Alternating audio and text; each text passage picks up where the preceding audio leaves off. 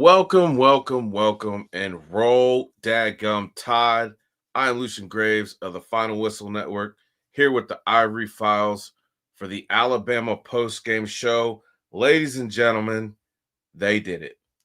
They finally took care of business, and I am absolutely ecstatic about it. The guys played hard, they answered the call, and they actually showed up on the defensive side of the football when it mattered. They forced some major turnovers, which eventually led to that win for the Crimson White. Big game. Saban gets inducted into the College Football Hall of Fame. That was huge. Got to send the GOAT out on a win, and they took care of business. I want to thank everybody who showed up in the chat today. We're going to keep this short and sweet. You know, we got to celebrate this win. Ty Simpson, can't say enough about Ty. The way he was able to fight and keep this team offensively in a mindset to keep on fighting for 4 quarters is absolutely outstanding. He also bounced back from some negative plays that most quarterbacks wouldn't be able to be bounced from. Jam Miller, can't say enough about how nice it is to have Jam back, not just in running, his pass protection and his ability to operate in the pass game too. He's a threat out of the backfield, and that makes the defense have to move towards where he's going. So that's actually huge too. And the offensive and defensive lines in this game, folks, I'm telling you what. I saw Caden Proctor, Cam Dewberry, the whole offensive line really, but I want to highlight the left side of the offensive line was absolutely mauling and flattening Vandy's defensive line. That's why we were able to run the ball so well. And I thought our tight ends played well. They blocked extremely well. Our wide receivers, you know, again, can't say enough about them getting open in space and being able to hang on to the ball through some of those bigger hits because, you know, these DBs are coming to lay the wood down. Probably the only negative thing that I have to say is we are still missing a presence at linebacker. I know Justin Jefferson made some key plays, but as far as Lawson and Nakai Hill Green, I had them on milk cartons through much of the first 3 quarters. I know they showed up in the fourth quarter and looked like they kind of knew how to play football, but this defense as a whole played good, especially being down Quay Russo and James Smith. But James Smith coming back in that second quarter was definitely a lift in that defensive line because he was a fresh body that could actually get off a double team and make some plays. And I felt that he was a reason that some of those reverse little pitches weren't at open like they were in the second half, like they were the first.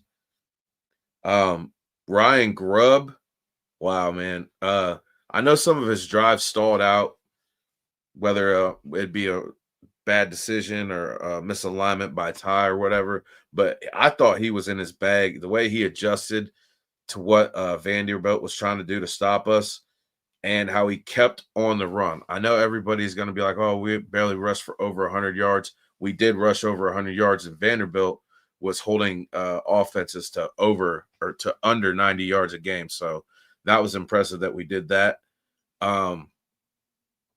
I thought, too, that Edric Hill played a phenomenal game.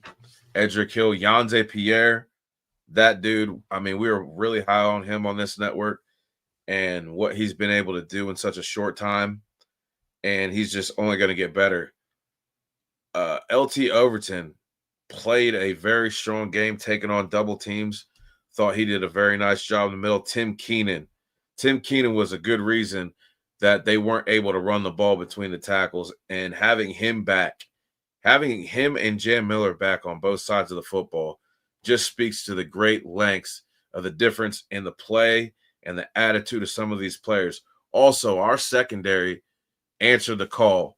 Keon Sabb must have been watching me on Tuesday night when I called him out, but he played an outstanding game, coming up, making hits, making tackles. That one force incomplete pass where he grabbed onto Pavier and threw him to the ground. I thought, man, you know what? There's not much better defense you can be played. I mean, our linebackers still need to fill some gaps, but I thought as a whole, our defense played very disciplined. We didn't have very many penalties on both sides, so that's a good sign. I still think we might need to work on our kicking game. That's probably the only big disappointment, and not just in the missed field goal, the punting game too. We need looks like we need to brush up on that. But guys, honestly, this is a great win, great statement win. Vanderbilt was undefeated.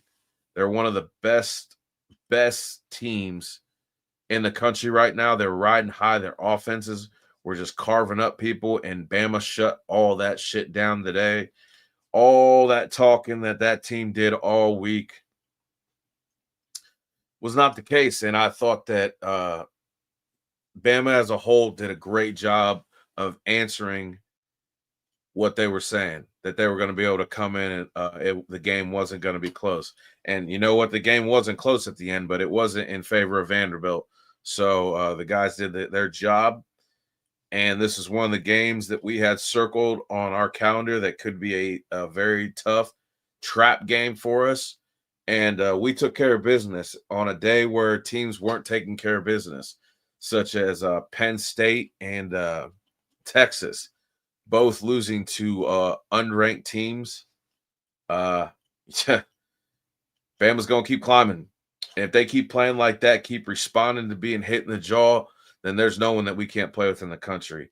And that's just going to pay it forward going down to the end of the season.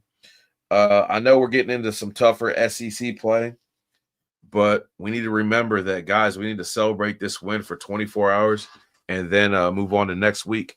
So, again, I want to thank everybody in the chat. Jeff Stapleton,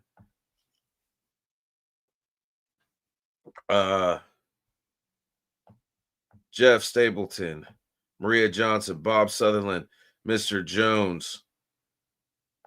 Thanks for coming out. Guys, enjoy the rest of the weekend. I'm Lucian Graves of the Final Whistle. Roll Tide, ladies and gentlemen.